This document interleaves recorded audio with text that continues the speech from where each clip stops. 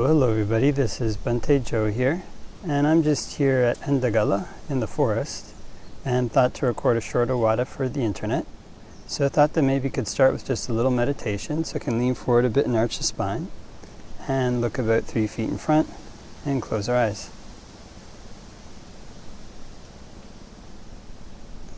And can focus in on the breath. Can know when it's coming in and know when it's going out.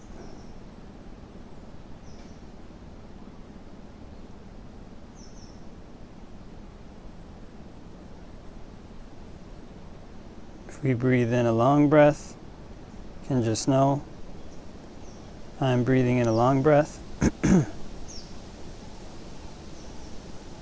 And if we breathe in a short breath, can just know I'm breathing in a short breath.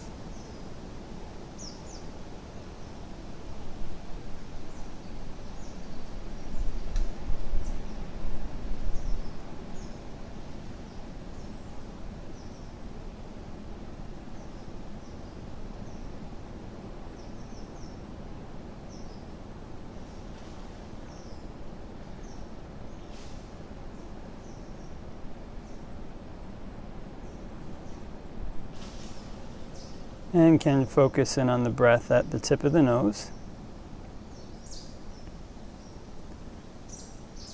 And if notice any patterns of tension or tightness around the nose, around the face, can just let those relax.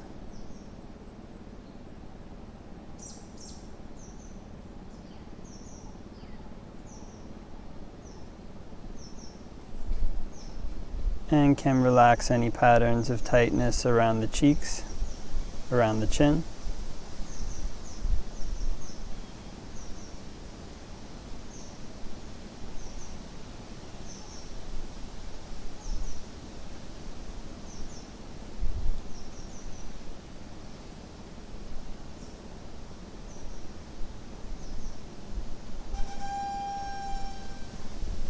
And can practice breathing in and out from this area at the tip of the nose. And when breathing in and out from the tip of the nose, can try to make mindfulness as continuous as possible.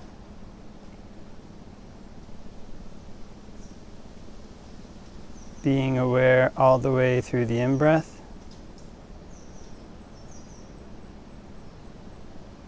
As the in-breath turns to the out-breath,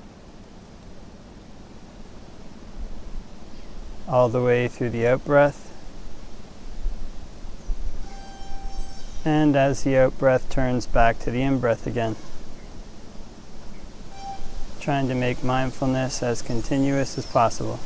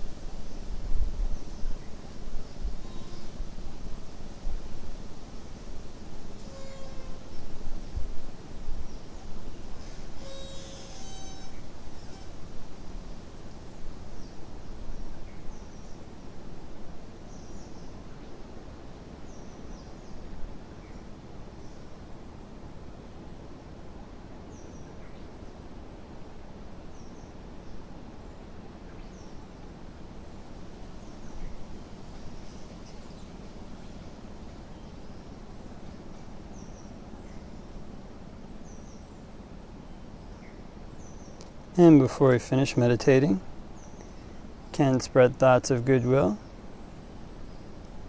wishing may all beings all around everywhere be happy and at ease. May they put in place the causes necessary to be happy and at ease. And we can make the mind infinite, can make it unbounded all the way to the ends of the universe and beyond.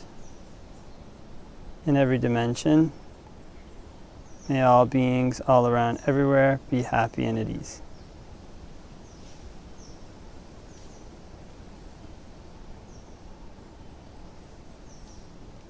Okay, and can open our eyes and do a short reflection on the Dhamma. Namo tassa bhagavato arahato samma sambuddhassa. Namo tassa bhagavato arahato samma sambuddhassa. Namo tassa bhagavato arahato samma sambuddhassa. Buddhaṃ saranang gacchāmi, Dhammaṃ saranang gacchāmi, Sanghaṃ saranang gacchāmi. Dutiyampi Buddhaṃ saranang gacchāmi, Dutiyampi Dhammaṃ saranang gacchāmi, Dutiyampi Sanghaṃ saranang gacchāmi. Tatiyampi Buddhaṃ saranang gacchāmi, Tatiyampi Dhammaṃ saranang gacchāmi, Tatiyampi Sanghaṃ saranang gacchāmi.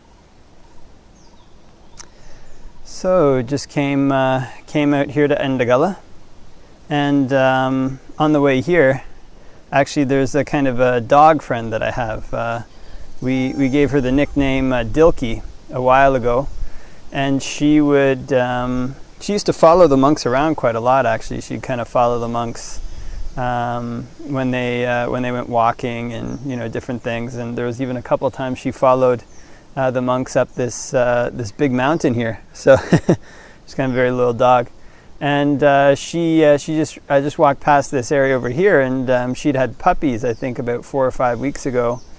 And recently, or not recently, today, she moved them out. So I think they kind of protect them until they open their eyes, and then they kind of move them out and let them wander around. So there was maybe 3 or 4 people, some of the local people here, and myself. We all took a look at these puppies, kind of on the way. And so this is a kind of cause for joy. Kind of neat to see the puppies. They're very cute. And I haven't seen here in Sri Lanka. You see actually a lot of puppies. It's kind of a neat thing. In Canada, it was you'd see them in people's houses, maybe rarely, but here they're everywhere, kind of on the streets and these various types of things. And they're very cute, kind of running around, and they have these kind of little wagging tails. And sometimes you'll notice some of them are a little bigger, some are a little smaller. And actually there was a couple puppies over by a kuti over there, and I kind of became friends with both of them. And now they're really big. They used to jump on me when they were little, but now they've gotten much bigger. And so I met one the other day. He was big, kind of like a teenage puppy. And so these are kind of a nice thing. Kind of see these dogs, kind of neighborhood dogs, and one can become friendly with them.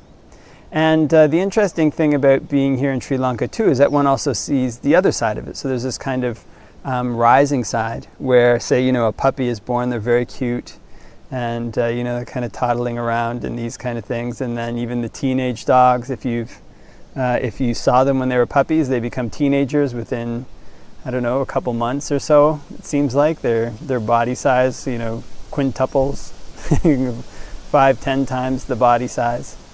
And then here also you see dogs at the other side of their life, the other side of the decline. And some dogs have kind of just one eye. Some dogs have kind of, they have this kind of like mange in their skin, so they lose much of their hair. I don't know what it is. I think it's fleas. They kind of scratch their fleas, maybe some of them, and they scratch their hair off. And you see these kind of things around. Also, you see kind of dogs who you saw as adults, and they kind of have sometimes tragic situations. So there was one dog who used to come to the monastery a lot, and she had puppies a couple of times.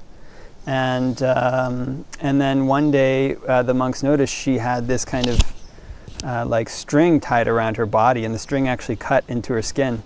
and kind of separated her skin around her fur, and there was this kind of very large wound in a circle around.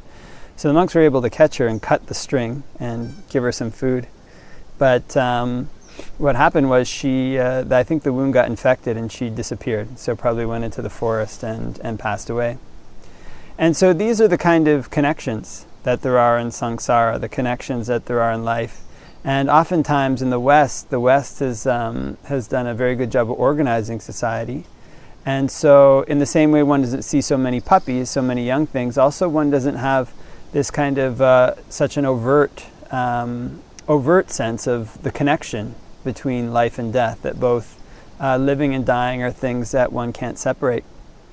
I was talking to my third grade teacher. I had a third grade teacher, and it was very neat to have him as a third grade teacher because he lived on a native reserve. And he went there when in the 70s, I think. So it was that particular reserve, I think, was not.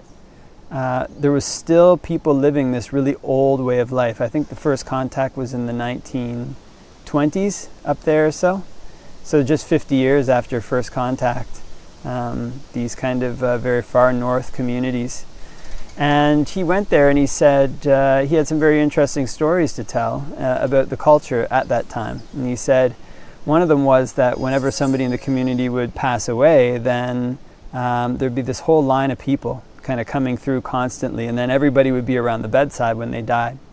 And so one was able to see this kind of connection between birth and death.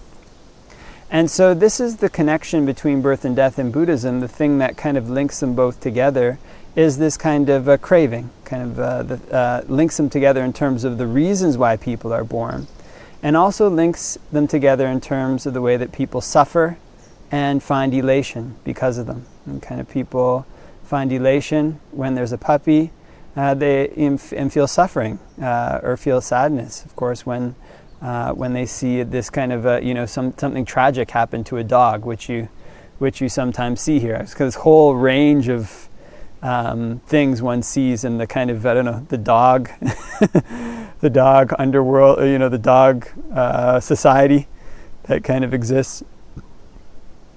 And so this gives one actually a very good chance for reflection, and kind of when things are arranged so that sickness is hidden, so that death is hidden. I mean, it's not like it's a terrible thing to have highly organized societies with well-developed medical systems. It's actually an excellent thing. But let's say one of the drawbacks in terms of practice is that what can happen if one doesn't keep these things in mind is that one can become very elated when something is born, and very sad when it passes away, and kind of very elated when, say, a child is born, but very sad, of course, which is a natural reaction if something happens, like the child becomes sick, or say if, as parents, if the child moves out of the house when they're in university, this can sometimes be a cause for sadness, kind of this empty nest syndrome. Or, somebody loses somebody that they really care about. Or people rejoice in like the birth of like a relationship with somebody, and then it falls apart. And this is the way it is. So basically it would be impossible for things to fall apart if they didn't arise. And it's because things arise that they have this aspect to them that they cease. And actually there's no way to separate the two. And kind of both happiness and sadness, pleasure and pain, praise and blame, and fame and praise and blame and fame and anonymity. These things are all connected, and they're kind of the way that what we call samsara spins around. And kind of one sees a puppy, one becomes elated, one wants to keep it that way. It kind of may nothing happen to these puppies, but it's quite possible something may happen to these puppies. This is one of the things you see in Sri Lanka. Sometimes there'll be 5 puppies, but maybe only 2 will make it to adulthood. This doesn't mean that it's something terrible, like one has to be sad when one sees things born. But what one learns to try to develop is this kind of dispassion, because there's this fact to life, there's this fact to existence that whatever it is that has the nature to arise has the nature to cease. And there's kind of no separating the arising of something from the ceasing of it. This is also said to be the way that the world spins after conditions and conditions spin after the world. In other words, one grabs onto the things that one likes. One grabs onto happiness. One grabs onto pleasure. One grabs onto status. One grabs onto praise. And grabbing onto these things, when they flip, when they become the opposite, then one sorrows. One, in the text it says, one beats one's breast. One becomes distraught. One becomes kind of upset when whatever it is that arose that one likes comes to an end. So this is the kind of way that the Buddha describes the reactions of what he calls an uninstructed person. He says more an uninstructed world, putujana, I think he says, kind of an uninstructed non-arya. It's kind of the characteristic of this is that one is not instructed in the fact that these things arise and cease. It's kind of very interesting because it's something very obvious. It's kind of one would say, that to anybody. Well, anything that's subject to arising is subject to ceasing. Then it seems obvious. Oh, yeah, of course. If it's subject to arising, then it's subject to ceasing. Of course, babies that are born will become old people and die. Of course, there's a chance that young people will die before they become old. There's a chance that things that I love, a relationship, will fall apart. There's a chance that things I rely upon, like my job, will fall apart. But what the tendency is to try to ignore this part and to try to focus solely. I mean, there can be definitely good things to focusing on the positive, but almost to behave as if that second part is an anomaly. That wouldn't happen. This is the kind of way that one can blind oneself to the two sides of life, to the birth and to the death. And one of the reasons why people sometimes one may sometimes blind oneself to these things is because one doesn't see a solution to this problem of arising and ceasing, this problem of birth and death. And of course, if there was no solution, then one might as well just focus on the good, try to always keep it that way, and then, of course, one would sorrow. But the Buddha actually gives us a solution. He gives us a solution to the problem of arising. He gives us a solution to the problem of ceasing. And the solution doesn't lie in making all those things. I mean, one tries, of course, to keep good conditions around, but the solution doesn't lie in putting all one's weight on them and always trying to have things end up the way that one likes, because this is impossible. And it's kind of said in the text, there's basically no God, no Deva, Brahma, Mara, basically no being, not even the highest gods, not even what they call Mahabrahma, who's kind of ruling over 10,000 dimensions, 10,000 universes. Nobody can stop things that are born from dying. So the solution doesn't lie in trying to make the conditions as stable as one wants, although one tries to do that, of course, to a reasonable degree. The solution lies in developing dispassion for this process of arising and ceasing, developing a sense that whatever is subject to arising will subject to cease, so I won't grab onto it when it rises, and I won't fall away with it when it ceases. I won't create something that's me or mine around any of these things, because they're not me, they're not mine, they're all subject to change. It's very interesting when one in the canon, this kind of insight, whatever subject to origination is subject to cessation, is said to be the insight that arises when one attains the first level of the Noble Attainments, which is stream entry.